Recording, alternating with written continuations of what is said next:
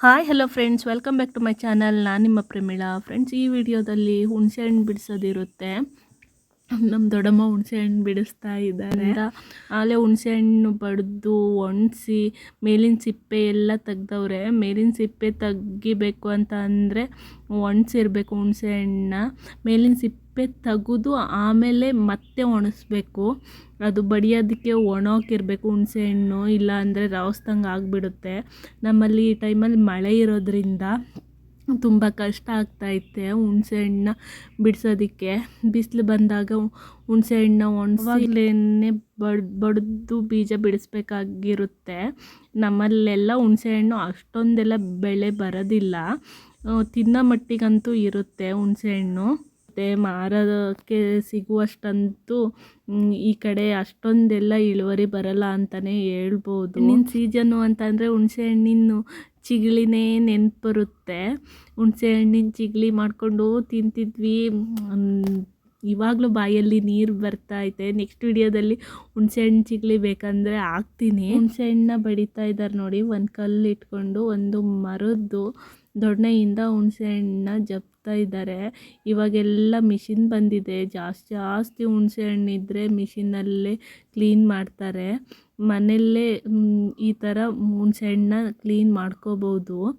ಈ ಥರ ಒಂದು ಕಲ್ಲು ತಗೊಂಡು ಒಂದು ದೊಣ್ಣೆಯಿಂದ ಬಡಿದ್ರೆ ಹುಣಸೆಹಣ್ಣನ್ನ ಬಿಡಿಸೋಕ್ಕೆ ತುಂಬ ಈಸಿಯಾಗಿರುತ್ತೆ. ಆದರೆ ಇದು ತುಂಬ ಅಂದರೆ ತುಂಬ ಕಷ್ಟದ ಕೆಲಸ ಅಂತಲೇ ಹೇಳ್ಬೋದು. ಒಂದು ಕೈಯಲ್ಲಿ ಹುಣಸೆಹಣ್ಣನ್ನ ಇಟ್ಕೊಂಡು ಇನ್ನೊಂದು ಕೈಯಲ್ಲಿ ಬಡಿಬೇಕು.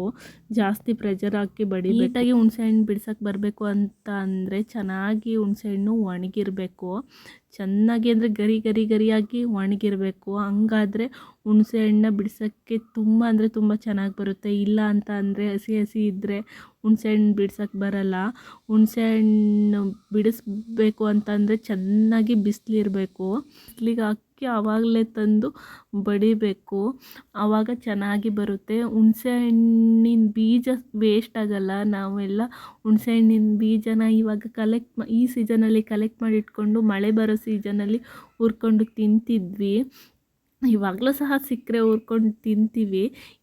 ಅವಾಗಿನಷ್ಟು ನಾವು ಇರಾಗಿನಷ್ಟು ಹುಣಸೆಹಣ್ಣಿನ ಮರ ತುಂಬ ಕಡಿಮೆ ಆಗಿಬಿಟ್ಟಿದ್ದಾವೆ. ಬರೋ ಟೈಮಲ್ಲಿ ಹುಣಸೆಹಣ್ಣಿನ ಬೀಜನ ಹುರ್ಕೊಂಡು ತಿಂತಾನೇ ಇರಬೇಕು ಅಂತ ಅನಿಸುತ್ತೆ.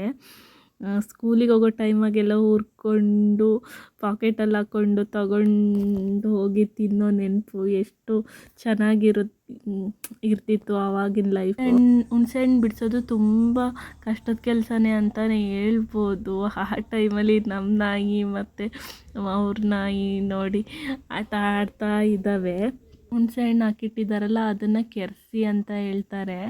ಚಿಕ್ಕವರಿರೋವಾಗ ಈ ಥರದವು ತುಂಬ ಅಂದರೆ ತುಂಬ ಯೂಸ್ ಮಾಡ್ತಿದ್ರು. ಇವಾಗ ತುಂಬ ಕಡಿಮೆ ಆಗಿಬಿಟ್ಟಿದ್ದಾವೆ ನೋಡಿ. ಹುಣಸೆಹಣ್ಣನ್ನ ಚೆನ್ನಾಗಿ ಒಣಸಿ ಬಡಿತಾ ಇದ್ದಾರೆ. ಹುಣಸೆಹಣ್ಣು ತುಂಬ ದಿನದವರೆಗೂ ಬಾಳಿಕೆ ಬರಬೇಕು ಅಂತ ಅಂದರೆ ಚೆನ್ನಾಗಿ ಬಿಸಿಲಾಗಿ ಒಣಗಿಸ್ಬೇಕು.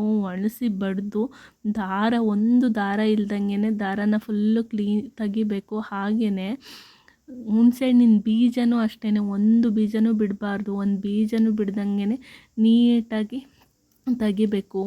ಹುಣಸೆಹಣ್ಣಲ್ಲಿ ಹಾಗೆ ಬೀಜ ಬಿಟ್ಬಿಟ್ರೆ ಅದನ್ನು ಸ್ಟೋರ್ ಮಾಡಿಟ್ರೂ ಹುಳ ಆಗೋ ಚಾನ್ಸಸ್ ಇರುತ್ತೆ. ಅದಕ್ಕೋಸ್ಕರ ದಾರ ಹಾಗೆಯೇ ಬೀಜನ ಬಿಡ್ದೇನೆ ನೀಟಾಗಿ ತೆಗಿಬೇಕಾಗುತ್ತೆ.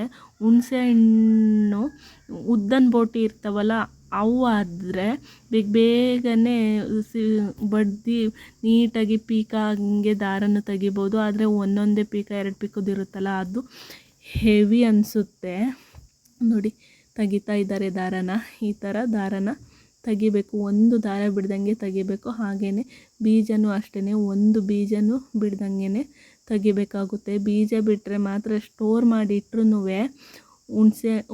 ಹುಳ ಆಗೇ ಆಗುತ್ತೆ. ಆವಾಗ ಯೂಸ್ ಮಾಡೋದಕ್ಕೆ ಚೆನ್ನಾಗಿರಲ್ಲ. ಹುಣಸೆ ಹಣ್ಣನ್ನು ನೀಟಾಗಿ ಸ್ಟೋರ್ ಮಾಡಿಟ್ರೆ ತುಂಬ ದಿನದಗಟ್ಟಲೆ 1 ಇಯರ್ 2 ಇಯರ್ವರೆಗೂ ನಾವು ಯೂಸ್ ಮಾಡ್ಬೋದು. 2ನೇ ವರ್ಷಕ್ಕೆ ಹಣ್ಣು ಕಪ್ಪು ಬರ್ಬೋದು. ಆದರೆ ಅದರದ್ದು ಹುಣಸೆ ಹಣ್ಣಿನ ಹುಳಿ ಅಂಶ ಹಂಗೆ ಇರುತ್ತೆ. ನಾವು ಸ್ಟೋರ್ ಮಾಡಿ ಇಡೋದನ್ನ ನೀಟಾಗಿ ಮಾಡಬೇಕಾಗುತ್ತೆ. ಹುಣಸೆ ಹಣ್ಣನ್ನು ಸ್ಟೋರ್ ಮಾಡೋವಾಗ ನೀಟಾಗಿ ಬಾಯಿನ ಕಟ್ಟಬೇಕು.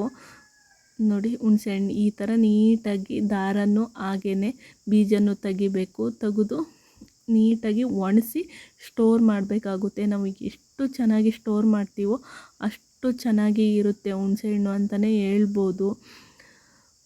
ಹುಣಸೆಹಣ್ಣನ್ನ ಸ್ಟೋರ್ ಮಾಡೋವಾಗ ಅದು ಗಾಳಿ ಆಡಬಾರ್ದು. ಗಾಳಿ ಆಡದೆ ಇರೋಂಗೆ ನಾವು ಸ್ಟೋರ್ ಮಾಡಿ ಇಡಬೇಕಾಗುತ್ತೆ. ನೋಡಿ ಹುಣಸೆಹಣ್ಣಿನ ಬೀಜ, ಈ ಹುಣಸೆಹಣ್ಣಿನ ಬೀಜ ಏನು ವೇಸ್ಟ್ ಆಗೋಲ್ಲ. ಇದನ್ನು ಹುರ್ಕೊಂಡಾದರೂ ತಿನ್ಬೋದು, ಇಲ್ಲ ಅಂತ ಅಂದರೆ ಇದನ್ನು ದುಡ್ಡಿಗೆಲ್ಲ ತೊಗೊತಿದ್ರು. ಇವಾಗ ತೊಗೊತಾರೋ ಇಲ್ಲೋ ಗೊತ್ತಿಲ್ಲ. ನೋಡಿ ಅದೇ ಟೈಮಿಗೆ ನನ್ನ ಮಗಳು ಆಟ ಆಡ್ತಾ ಇದ್ದಾಳೆ. ಫ್ರೆಂಡ್ಸ್, ಯಾರೆಲ್ಲ ನನ್ನ ವಿಡಿಯೋನ ನೋಡ್ತಾ ಇದ್ದೀರಾ, ಪ್ಲೀಸ್ ನನ್ನ ಚಾನಲ್ನ ಸಬ್ಸ್ಕ್ರೈಬ್ ಮಾಡಿ, ಪಕ್ಕದಲ್ಲಿರೋ ಬೆಲ್ ಬಟನ್ನ ಪ್ರೆಸ್ ಮಾಡಿ. ನಾನು ಯಾವುದೇ ವಿಡಿಯೋ ಹಾಕಿದರೂ ನೋಟಿಫಿಕೇಷನ್ ಬರುತ್ತೆ. ಹಾಗೆ ಲೈಕು, ಕಮೆಂಟು, ಶೇರು ಮಾಡಿ ಸಪೋರ್ಟ್ ಮಾಡಿ. ಫ್ರೆಂಡ್ಸ್, ಈ ವಿಡಿಯೋ ನಿಮಗೆ ಹೆಂಗೆ ಅನ್ನಿಸ್ತು ಅಂತ ಹೇಳಿ ಕಮೆಂಟ್ ಮಾಡಿ. ಹುಣಸೆಹಣ್ಣು ಬಡಿಯೋದು ಹಾಗೆಯೇ ಅದ್ರ ಮೇಲಿನ ಸಿಪ್ಪೆ ತೆಗಿಯೋದು ವಿಡಿಯೋ ಮಿಸ್ ಆಗಿಬಿಟ್ಟಿದೆ. ನೆಕ್ಸ್ಟ್ ಟೈಮು ಆ ವಿಡಿಯೋನ ಮಿಸ್ ಮಾಡ್ದಂಗೆ ಹಾಕ್ತೀನಿ. ಹಾಗೆಯೇ ಹುಣಸೆಹಣ್ಣನ್ನ ಸ್ಟೋರ್ ಮಾಡೋವಾಗ ತುಂಬ ಕೇರ್ಫುಲ್ಲಾಗಿ ಸ್ಟೋರ್ ಮಾಡಬೇಕಾಗುತ್ತೆ. ಇವಾಗ ನಾವು ಸ್ಟೋರ್ ಹೇಗೆ ಮಾಡ್ತೀವಿ ಅಂತ ಅಂದರೆ ಕವರ್ನ ತಗೊಂಡು ಅದರೊಳಗೆ ನೀಟಾಗಿ ತುಂಬಿ ಗಾಳಿ ಹೋಗ್ದಂಗೆ ಬಾಯಿ ಕಟ್ಟಿ, ಅದಕ್ಕೆ ಇನ್ನೂ ಒಂದು ಕವರ್ ಹಾಕಿ ಬಾಯಿ ಕಟ್ಟಿ, ಅದನ್ನು ಚೀಲದಲ್ಲಿ ಹಾಕಿ ಬಾಯಿ ಕಟ್ಟಿ ಇಡಬೇಕಾಗುತ್ತೆ. ನಾವು ಬಳಸೋಕ್ಕೆ ಸಪ್ರೇಟು, ಹಾಗೆ ಸ್ಟೋರ್ ಮಾಡಿರೋಕ್ಕೆ ಸಪ್ರೇಟಾಗಿ ಇಟ್ಕೋಬೇಕಾಗಿರುತ್ತೆ. ಈ ಥರ ಸ್ಟೋರ್ ಮಾಡಿದ್ರೇ ತುಂಬ ದಿನದವರೆಗೂ ಇಡ್ಬೋದು. ಇಲ್ಲ ಅಂತ ಅಂದರೆ ಹುಣಸೆಹಣ್ಣು ಹಸಿಯಾಗಿ ರೌಸೋಗ್ದಂಗೆ ಆಗುತ್ತೆ ಅಂತಾರಲ್ಲ, ಹಂಗಾಗುತ್ತೆ. ಇಲ್ಲ ಅಂತ ಅಂದರೆ ಹುಳ ಆಗಿಬಿಡುತ್ತೆ. ಎಲ್ಲಾದರೂ ಒಂದೋ ಎರಡೋ ಬೀಜ ಇದ್ಬಿಟ್ರಂತೂ ಹುಳ ಆಗೇ ಬಿಡುತ್ತೆ. ಅದಕ್ಕೋಸ್ಕರ ನಾವು ಹುಣಸೆಹಣ್ಣನ್ನ ತುಂಬ ಕೇರ್ಫುಲ್ಲಾಗಿ ಸ್ಟೋರ್ ಮಾಡಬೇಕಾಗುತ್ತೆ. ನಾವು ಎಷ್ಟು ಚೆನ್ನಾಗಿ ಸ್ಟೋರ್ ಮಾಡಿರ್ತೀವೋ ಅಷ್ಟು ಚೆನ್ನಾಗಿ ಹುಣಸೆಹಣ್ಣು ಬರುತ್ತೆ ಅಂತಲೇ ಹೇಳ್ಬೋದು. 1 ವರ್ಷ ಅಲ್ಲ 2 ವರ್ಷದವರೆಗೂ ನಾವು ಹುಣಸೆಹಣ್ಣನ್ನ ಸ್ಟೋರ್ ಮಾಡ್ಬೋದು. 2ನೇ ವರ್ಷ ಹುಣಸೆಹಣ್ಣು ಕಲರ್ ಚೇಂಜ್ ಆಗುತ್ತೆ, ಆದರೆ ಅದ್ರ ರುಚಿ ಮಾತ್ರ ಚೇಂಜ್ ಆಗೋದಿಲ್ಲ ಅಂತಲೇ ಹೇಳ್ಬೋದು. ಹುಣಸೆಹಣ್ಣನ್ನ ನೀಟಾಗಿ ಸ್ಟೋರ್ ಮಾಡಿ ಇಟ್ಕೊಂಡು ಯೂಸ್ ಮಾಡಿ ಅಂತ ಹೇಳ್ತಾ ಇವತ್ತಿನ ವಿಡಿಯೋನ ಮುಗಿಸ್ತಾ ಇದ್ದೇನೆ. ಟಾಟಾ, ಬಾಯ್ ಬಾಯ್. ನೆಕ್ಸ್ಟ್ ವಿಡಿಯೋದಲ್ಲಿ ಮೀಟ್ ಮಾಡೋಣ ಫ್ರೆಂಡ್. Take care.